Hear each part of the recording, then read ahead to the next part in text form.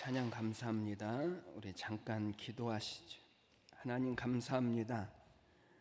오늘도 우리 찬양대를 통하여서 주를 찬송케 하시니 감사합니다. 저들의 목소리로 하나님을 찬송하게 하시고 저들의 영으로 하나님을 바라보게 하시고 하나님 망망하게 하셨사오니 하나님께서 저희들의 찬송을 기쁘게 받아 주시옵소서. 하나님의 기뻐하심이 저들의 마음 가운데 복이 되게 하시고 즐거움이 되게 하여 주시옵소서. 하나님을 찬양하는 감격이 저희들의 모든 삶에 넘쳐나게 하여 주시옵소서. 우리 찬양대를 이끄신 우리 장로님으로부터 하나님 모든 대원들이 기쁨으로 기꺼이 하나님의 찬송 가운데 즐거움으로 하나님 살아내는 삶을 이루게 하여 주시어서 하나님 저들의 찬송이 우리 주님 앞에 영광되게 하여 주옵소서. 감사드리며 예수님의 이름으로 기도드리옵나이다. 아멘.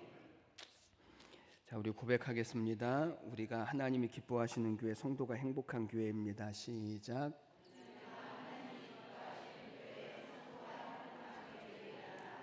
아멘. 우리 돌아보시면서 앞뒤 좌우로 고백합니다. 잘 되고 있습니다. 시작.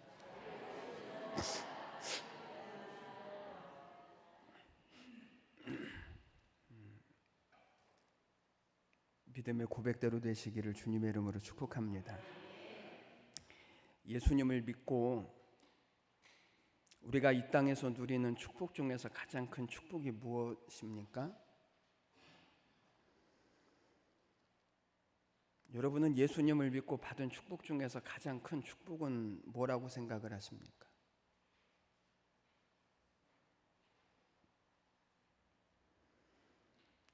숙제입니다. 아니, 진짜 나는 예수님을 믿고 받은 축복 중에서 가장 큰 축복이 도대체 뭘까? 이에 대해서 한 번쯤은 고민을 해 보면 좋을 것 같습니다.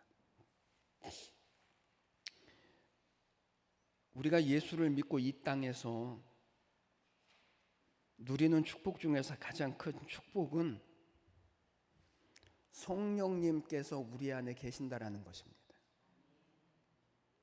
성령님께서 어디에 계신다고요? 우리 안에 계시는 것. 이게 가장 큰 축복입니다.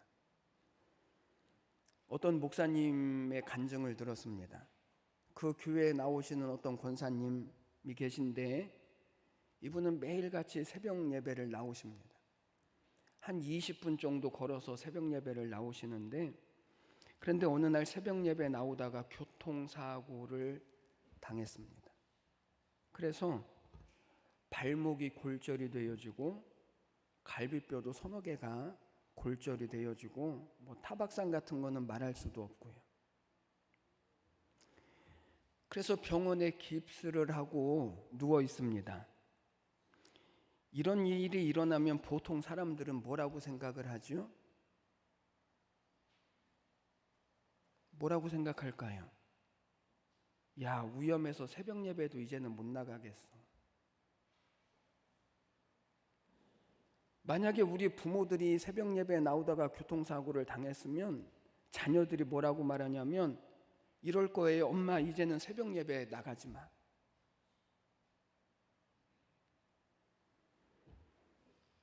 목사님하고 성도들이 병문안을 갔더니 그 권사님이 아주 밝게 웃으면서 행복하대요. 그런데 이게 그냥 말로만 행복하다라고 하는 게 아니고 그 권사님의 표정을 보니까 정말 행복해 보여요. 그래서 도대체 뭐가 행복한가 이야기를 들어봤더니 그 권사님이 이렇게 말합니다. 사고라고 하는 것은 언제든지 날 수 있는 거고, 다른 일 하다가 사고를 당한 게 아니라 새벽에 기도하러 교회에 가는 길에 찬송을 부르며 가는 길에 사고를 당했으니 그게 얼마나 다행입니까?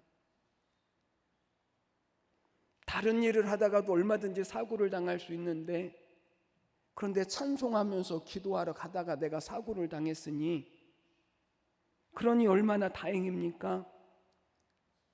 그때 들었던 생각이 뭐냐면, 아, 정말 이러다가 내가 천국에 가도 좋겠다.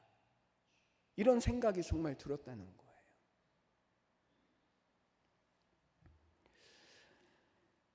그럼 차이가 뭘까요? 차이가.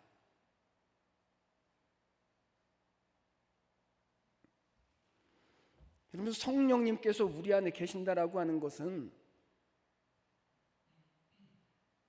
우리가 예수님을 구세주로 영접한 사람 마음 가운데 성령님이 들어오셔서 이제는 우리를 다스리시고 우리를 인도하시고 우리의 심령을 거처로 삼으시고 우리와 동행하는 삶을 하나님은 사시겠다라고 하는 약속이 성령님이 우리 안에 계신다라는 거예요.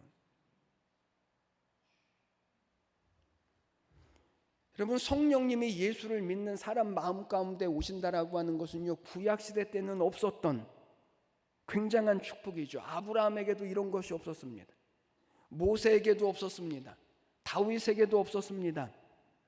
오직 예수님을 통하여서 예수님을 믿는 사람들에게 주님이 보내주신 그 약속, 그것이 바로 우리 안에 성령님이 계시어서 우리와 동행하시고 인도하시고 우리의 삶을 하나님의 나라로 만들어 가시는 이 약속이 오직 예수 그리스도를 믿는 사람들에게 하나님이 허락하시는 은혜요, 축복이거든요.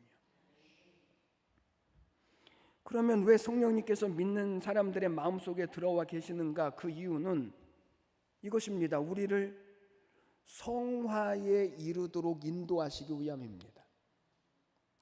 이것이 가장 큰 축복입니다. 그런데 오늘날 대부분의 그리스도인들이 구원의 확신은 센데, 그래서 교회 다니는 사람들 치고 나는 천국에 못 간다라고, 나는 지옥에 간다라고 생각하는 사람은 아무도 없거든요.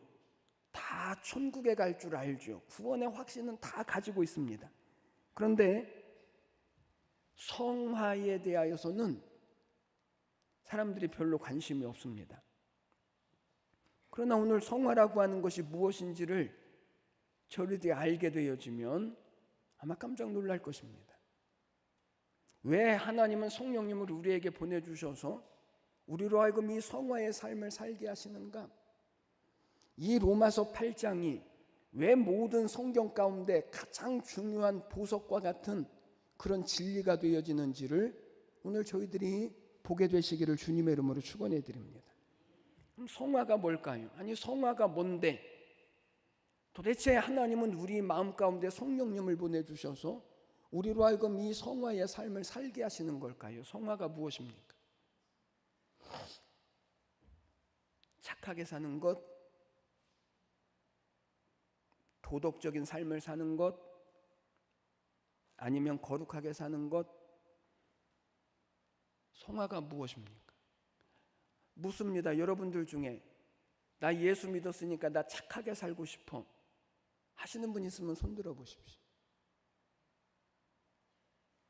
내리십시오. 여러분 중에 나 예수 믿으니까 나는 거룩하게 살고 싶어. 아니, 그럼 도대체 어떻게 살려고 그러시는 거예요?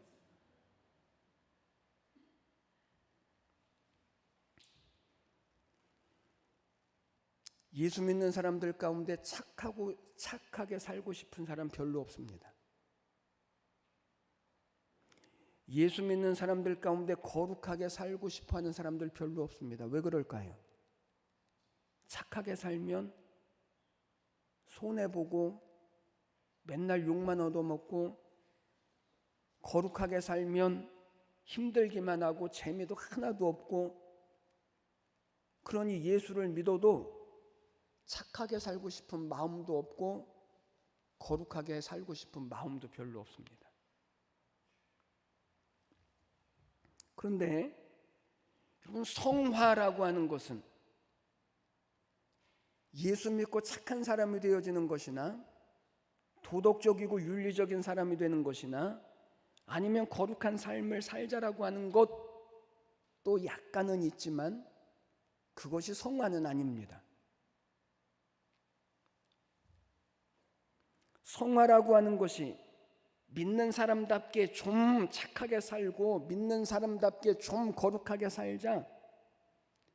그래서 처음에는 예수 믿고 착하게 살려고 애도 써보고 예수를 믿고 좀 거룩하게 살려고 노력도 해봤는데, 그러다가 어떤 문제를 탁 만나면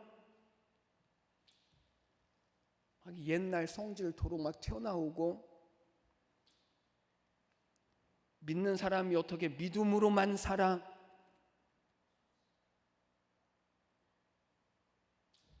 그러고 말죠.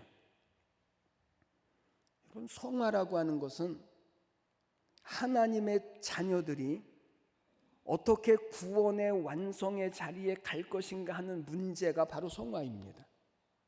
조금 쉽게 말하면 어떻게 하나님께서 우리를 지켜주시는 삶을 사는지, 어떻게 우리에게 약속된 하나님의 축복을 이루면서 사는지, 어떻게 우리가 사망과 실패 아래 있지 않고 하나님께서 우리에게 약속하신 승리와 은혜와 복된 자리에 우리의 삶을 살게 하느냐의 문제가 성화의 문제입니다.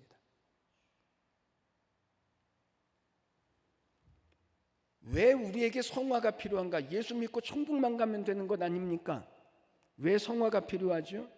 우리가 예수님을 믿고 하나님의 자녀가 되었지만 우리의 몸은 아직 완성된 몸이 아니고, 우리가 살고 있는 이 땅에는 아직도 죄가 있고 부패가 있고 어리석은 것이 있고 유혹이 있기 때문에,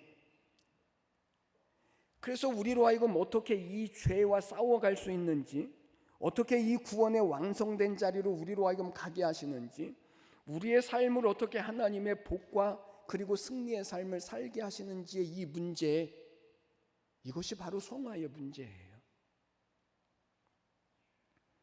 그래서 오늘 본문 말씀에서 하나님의 자녀인 우리 안에 성령을 보내주시고, 성령께서 이제 우리를 어떻게 성화의 자리로 우리의 삶을 인도해 가시는지를 오늘 말씀을 통해서 저희들이 보기를 원합니다. 그래서 오늘 예배하신 우리 모두가 부디 우리 안에 계신 성령님의 인도하심으로 거룩한 성화의 삶과 그리고 하나님의 약속된 구원과 승리와 그리고 하나님의 복을 이루어가는 우리의 모든 삶을 살아내시기를 주님의 이름으로 간절히 축복합니다. 그러면 성령님께서 우리를 어떻게 인도하시는가? 첫 번째는 12절과 13절 말씀을 보십시오. 그러므로 형제들아, 우리가 빚진 자로 돼 육신에게 줘서 육신대로 살 것이 아니니라. 너희가 육신대로 살면 반드시 죽을 것이로되 따라해 보십시오. 영으로서 몸의 행실을 죽이면 살리니. 무엇으로 몸의 행실을 죽인다고요? 영으로서 몸의 행실을 죽이면 너희가 산다. 성령님이 우리 안에 오셔서 하시는, 우리를 성화시키고 하나님의 약속된 복과 승리의 삶을 살게 하시는 인도하심이 어디에 있냐면 우리의 몸의 행실을 이기게 하시는 거예요. 이게 성령님이 우리 안에 오셔서 행하시는 일이라는 것입니다. 그러니까 성령님이 우리 안에 들어오시면 우리가 어떤 복을 받냐면, 이 성령으로 말미암아 우리의 몸의 행실을 이기게 하시고, 그래서 우리의 삶에 이 하나님의 복과 구원과 승리의 삶을 살게 하신다라는 것입니다. 여러분, 예수님을 믿으면 저절로 거룩해집니까?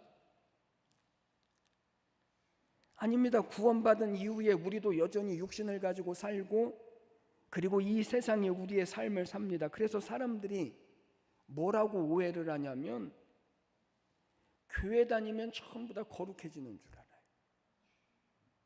그래서 아니, 당신은 예수님 믿으면서 왜 이런 죄를 짓습니까? 예수님 믿으면서 왜 믿지 않을 때하고 똑같이 사십니까?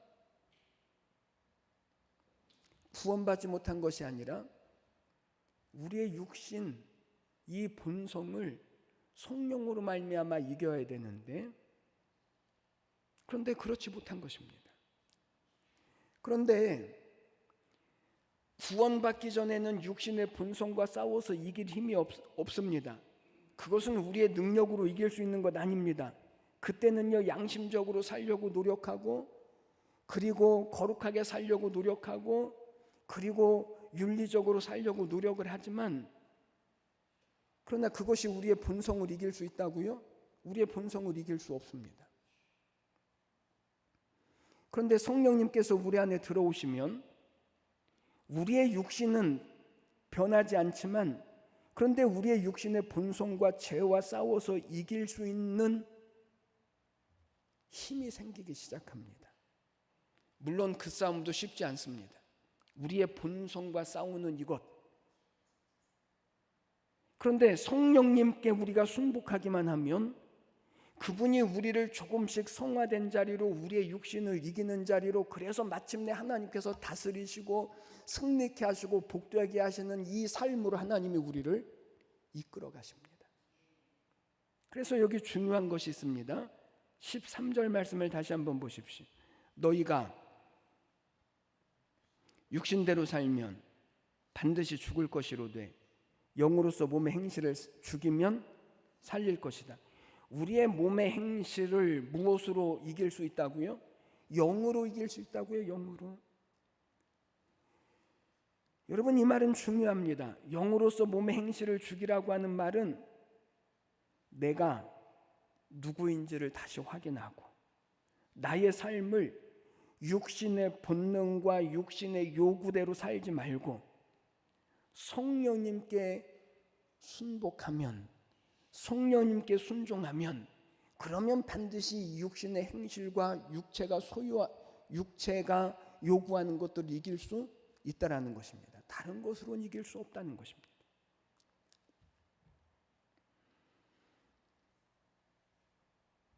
제가 교통질서에 대해서 가끔 말씀을 드려요. 교회 들어올 때 중앙선 휙 넘어서 들어오지 말고, 나갈 때 왼쪽으로 가고 좌회전을 하고 싶은 분들은 중앙선 넘어서 가지 말고, 제발 교회차 끌고 다니면서 교통 위반하지 말고. 제가 그렇게 말씀드리는 이유가 있어요. 제가 한 20년 전에 전도사로 있을 때 신호등을 딱 지나갔는데 앞에서 교통경찰이 딱 잡았어요. 저는 초록색에 딱 들어갔는데 왜 잡았냐고 그랬더니 신호를 위반했다는 거예요. 그래서 아니다, 나는 초록 불일 때 들어왔다. 한 30분을 싸웠어요. 누가 이겼을까요? 누가 이겼을 것 같아요? 교통경찰이 이겼죠.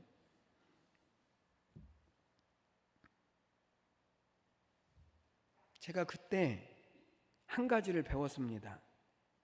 교통질서는 언제 지키는 건가? 교통질서는 교통경찰이 있을 때 지키는 게 지키는 거다.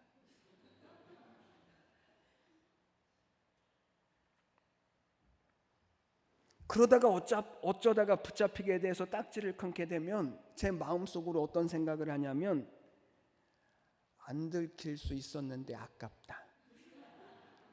그리고 또 한 가지, 제 마음에 스스로 위안을 삼는 게 뭐냐면, 안 들킨 게 훨씬 더 많지롱.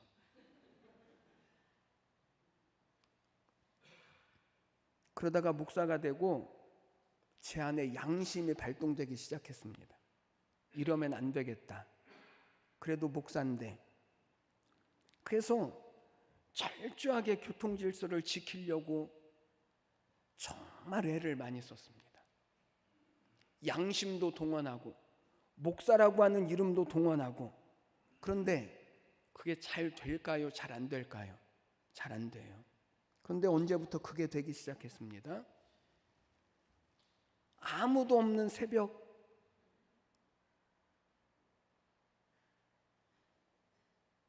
교통신호 앞에서 서 있는 것이 하나도 부담이 되어지지 않습니다.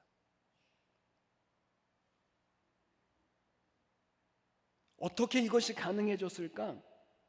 내 양심으로 내 목사라고 하는 이름을 걸고 애쓰고 수고했던 그것이 아니라 내 안에 성령님께서 계신다라고 하는 사실이 느껴지기 시작하니까, 내 안에 성령님께서 그것을 마땅히 여기시고 기쁘게 여기시니까 그것이 비로소 가능해지더라는 거죠. 여러분, 이것이 오늘 13절에서 말씀하고 있는 것처럼 영으로 몸의 행실을 죽이면 산다입니다.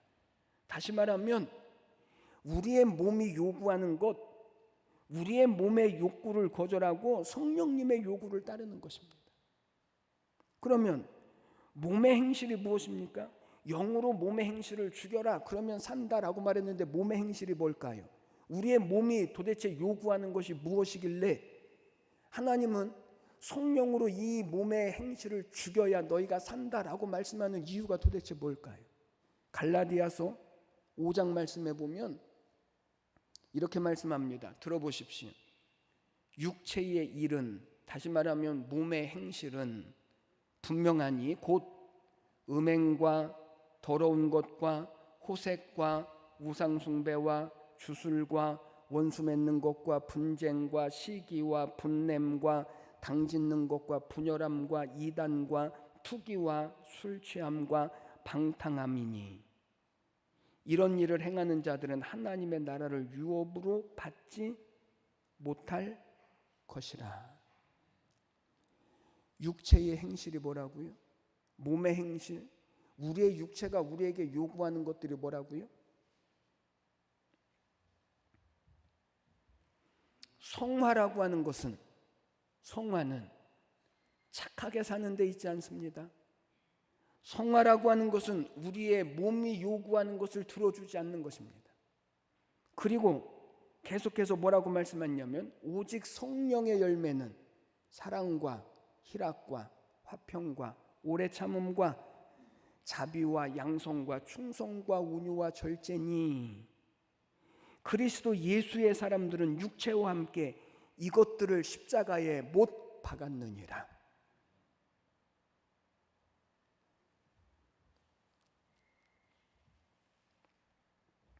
성화는 우리의 육신이 요구하는 것들을 버리는 거예요. 그리고 성령님이 요구하시는 것들을 따르는 거예요. 아니, 누구는 화가 안 나서 화를 안 내나요? 누구는 눈 크게 뜰 줄 모르나요? 저는 크게 안 떠도 눈이 크다는 소리를 듣는데, 이런 것들이 우리가 해야 할 일이 아닙니다. 여러분이 하셔야 할 일을 하십시오. 사랑과 희락과 화평과 오래 참음과 자비와 양선과 충성과 절제입니다.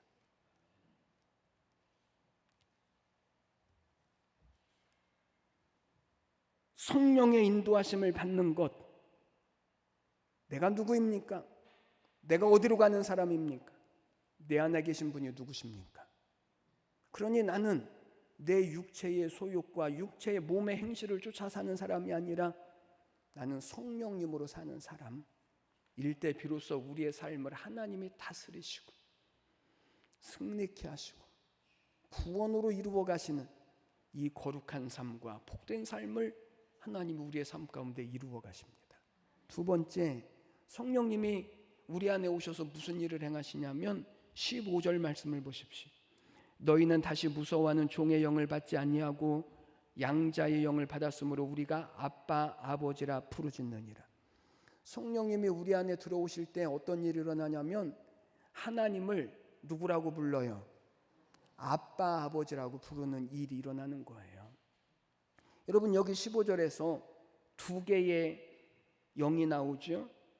무서워하는 종의 영과 양자의 영입니다. 여러분, 여기 무서워하는 종의 영과 양자의 영은 둘 다 성령의 사역입니다. 성령님께서 하시는 사역. 흔히 무서워하는 종의 영은 사탄을 의미하고 양자의 영은 성령으로 생각하지만 그렇지 않습니다. 어떻게 성령님께서 우리 안에 무서워하는 종의 영으로 역사하실 수 있는가? 여러분, 믿지 않는 사람들에게 가끔 전도를 해보십시오. 예수님 믿지 않으면 죽어서 지옥 갑니다. 그러면 그 사람들이 뭐라고 말하냐면 이렇게 말해요. 지옥 있다면 가지요 뭐.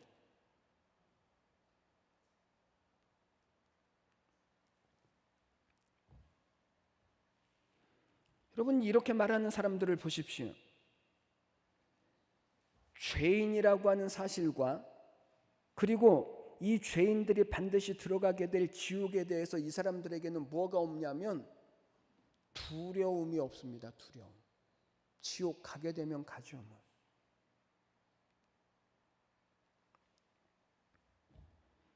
그런데 예수님을 믿고 성령님께서 내 안에 들어오시면 우리 안에 무엇이 생기냐면, 어떤 마음이 생기냐면 두려워하는 마음이 생기기 시작합니다. 그래서 최소한 주일은 지키죠. 오해하지 마십시오.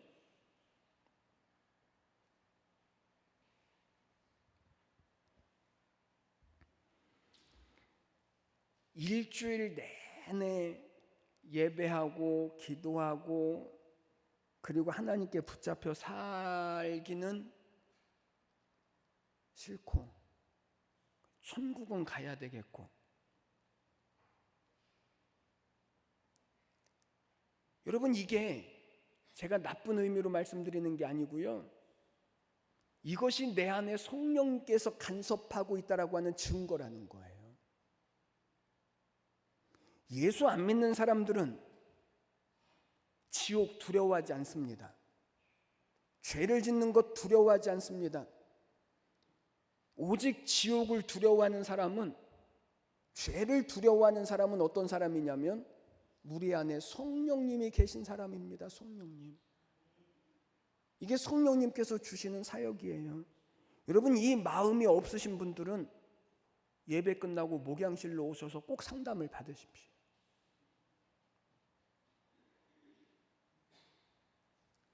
중세 시대를 지나면서 문예부흥이라고 하는 시대가 시작되어졌습니다. 문예부흥 시대는 인간의 잠재력을 개발하는 거죠. 왜냐하면 사람들이 배우지 못하니까 죄를 짓고, 배우지 못하니까 사람답게 살지 못하더라. 그러니까 사람들에게 지식을 가르치면, 지혜를 가르치면, 이 사람들의 잠재력을 개발하면, 그러면 사람들이 사람답게 살고 그리고 죄를 안 짓는 삶을 살 것이다. 그래서 그때부터 일어난 것이 교육입니다. 그때부터 일어난 것이 과학입니다. 그것이 지금까지 이어지는 것입니다. 그러나 보십시오. 사람이 많이 배우니까 죄를 안 짓던가요? 더 교묘하게 죄를 짓죠. 똑똑하게 죄를 짓죠. 죄 짓는 재주만 늘어가요. 죄를 지을 때 도망갈 수 있는 구멍도 다 준비해 놓고 이것이 잘못한 일인지 이것이 죄인지조차도 알 수 없을 정도로 교묘하게 사람들이 죄를 짓습니다. 죄 짓는데 사람들이 선수가 됩니다. 그러면서도 사람들이 무서워하지 않습니다. 여러분, 내가 진짜 구원을 받았는지, 내 안에 성령님께서 계신가 하는 것은요, 간단합니다. 내가 하나님에 대한 두려움이 있습니까? 죄에 대한 두려움이 있습니까? 내가 정말 구원을 받은 내가 이렇게 살면 안 된다라고 하는 그런 마음이 드십니까? 이게 성령님께서 우리 마음 가운데 두신 두려움입니다. 그 이후에 이제 하나님을 아빠, 아버지라고 부르는 자리로 나가게 되어지죠. 여러분, 하나님을 아버지라고 부른다라고 하는 것은 우리가 평상시 하나님 아버지라고 부른다라고 하는 그것을 의미하는 것이 아니고요, 하나님과 친밀한 자리로 나간다라고 하는 것을 의미하는 것입니다. 하나님과 어떤 자리로 나가요? 친밀한 자리. 하나님과 친밀해지면 그러면 어떤 일들이 일어나냐면 사람을 바라보는 시각이 달라집니다. 하나님과 친밀해지면 사람을 바라보는 시각이 달라지기 시작합니다. 이게 하나님과 친밀해지는 것입니다. 왜냐하면 하나님께서 나 같은 사람에게 이런 은혜를 주셨는데, 하나님이 저 사람에게도 나 같은 은혜를 주셨을 텐데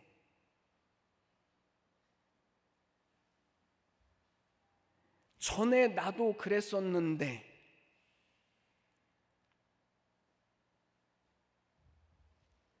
이런 시각으로 사람이 봐지기 시작하죠. 내 안에 성령님이 계신 것처럼 저 사람 안에도 성령님이 계신데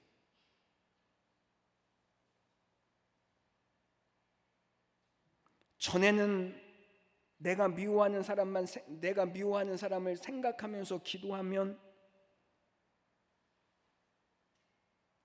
도저히 축복할 수 없었었는데, 그런데 언제부턴가는 불쌍히 여기는 마음이 들고 안타까워하는 마음이 들고 긍휼한 마음이 들기 시작하죠.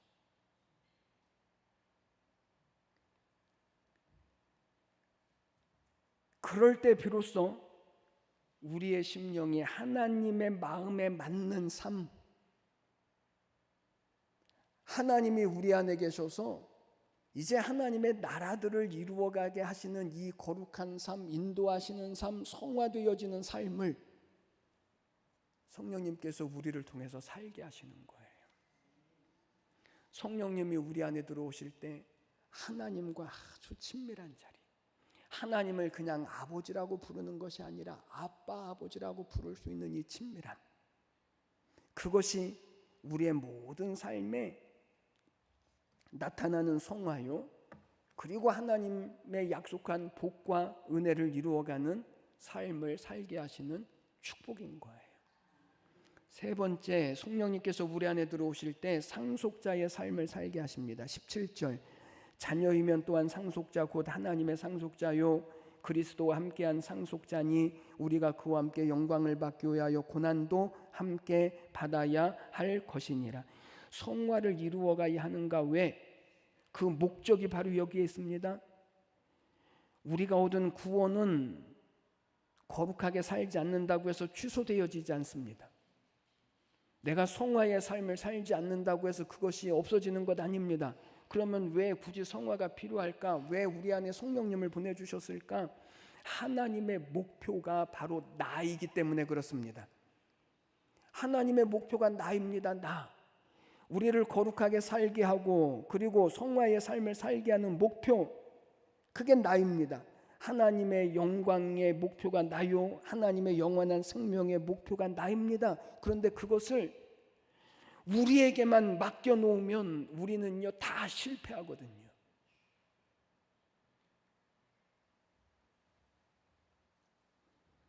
그렇기 때문에 성령님을 보내주셔서 우리를 지키시고 이 구원의 완성된 자리로 하나님이 우리를 인도해 가시는 거예요. 성령님께서 우리에게 가르치시는 것이 이것입니다. 하나님의 자녀면 후사다, 후사. 여기 후사라고 하는 말은 상속자라고 하는 말이죠. 그리스도와 함께한 상속자니, 여기 그리스도와 함께한 상속자라고 하는 말은 예수님이 받으실 영광을 우리도 똑같이 받는다는 거예요. 그래서 그 특권에 마땅히 요구되어지는 책임과 훈련이 우리에게 있어야 한다는 거죠. 그런데 그것을 우리가 스스로 할 수 없으니 성령님을 우리에게 보내주셔서 우리로 하여금 상속자가 되도록 하나님이 우리를 이끌어 가시죠. 근데 사람들이 안 좋아해요. 훈련을 안 받으려고 해요.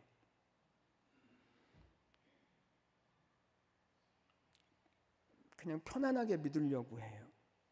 마치 학생들이 공부 안 하고 노는 것을 좋아하는 것과 같아요. 집에서는 학원 간다라고 말해놓고, 그리고 어디로 갈까요?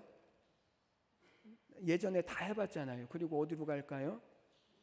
다 땡땡이 치고 놀고 돌아와서는 막 스스로 뿌듯하게 여겨요. 내가 얼마나 약삭 빠르고 내가 얼마나 지혜로운지.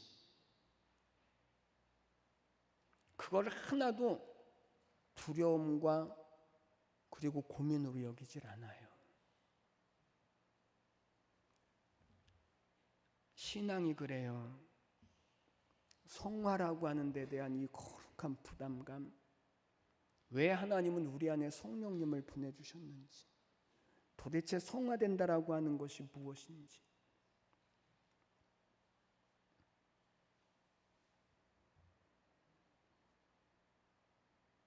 하나님의 말씀대로 살지 않으면서 자기는 고리타분하지 않다라고 여기고 아닙니다. 성령께서 우리 안에 주시는 훈련을 끊임없이 받으셔야 합니다.